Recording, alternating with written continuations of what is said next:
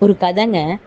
ஒரு வயசான கழுதை என்ன செஞ்சுச்சா, நல்லா ஆர்டர் பண்ணிட்டு வயல்ல நல்லா வேலை செஞ்சுட்டு வந்துட்டு இருந்ததாங்க. வர்ற வழியில அதோட ஃப்ரெண்டு மாடு இருந்ததாங்க. அந்த மாடுகிட்ட சொன்னுச்சான், நாளைக்கு எனக்கு உடம்பு முடியல, ரொம்ப டயர்டா இருக்கு, நாளைக்கு ஒரு நாள் நான் ரெஸ்ட் எடுத்துக்க போறேன் அப்படின்னு சொன்னுச்சாங்க. உடனே அந்த மாடு என்ன செஞ்சுச்சான், ஆடு ஒன்று இருக்கு இல்லைங்களா, அந்த வழியில போற ஆட்டுக்கிட்ட சொன்னுச்சான், இந்த மாதிரி எங்க ஒரு கழுதை இருக்குல்ல, வயசான கழுதை, அது நாளைக்கு ரெஸ்ட் எடுக்க போகுதான், உடம்பு முடியலையா அதுக்கு அப்படின்னு சொன்னுச்சான். உடனே இந்த ஆடு என்ன செஞ்சுச்சா, ஒரு நாய் இருந்ததாங்க. அந்த நாய்கிட்ட போய், இங்க பாரு, நம்ம வயல்ல கழுதை ஒன்று வேலை செஞ்சுச்சுல, வயசான கழுதை, அதுக்கு உடம்பு முடியலையா, நாளைக்கு அது வேலை செய்ய முடியாதான், நாளைக்கு ரெஸ்ட் எடுக்க போதான் அப்படின்னு சொன்னிச்சான்.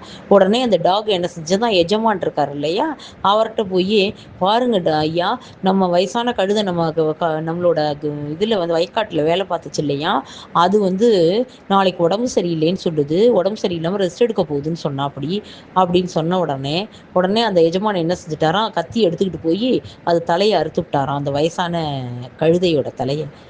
இதுலேருந்து நம்ம என்ன தெரிஞ்சுட்டோம்னா, ஏன் இந்த கதையை சொல்கிறேன் அப்படின்னு சொன்னாங்க, நம்ம ஃப்ரெண்டுன்னு நினச்சிட்டு நம்ம எல்லாத்தையும் நம்ம இயல்பாக நமக்கு என்ன தோணுதோ அதை நம்ம பேசிடுறோம்.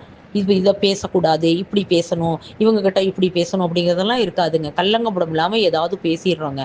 கடைசியாக போய் என்ன ஆச்சு அப்படின்னா, அதை கொண்டு போய் நல்ல மூட்டையாக கட்டி, பெரிய மூட்டையாக கட்டி போய் யார்கிட்ட சொல்லணுமோ அங்கே சொல்லிவிடுறாங்கங்க. அப்படி சொன்னதுனால யாருக்கு பிரச்சனை வந்துச்சு? அதனால் நம்ம என்ன செய்யணும் அப்படின்னா, எதையுமே நம்ம வெளிப்படையாக யார்கிட்டையுமே சில விஷயங்கள் எல்லாம் சிலர்கிட்ட தான் பேசணும்னு இருக்குதுங்க.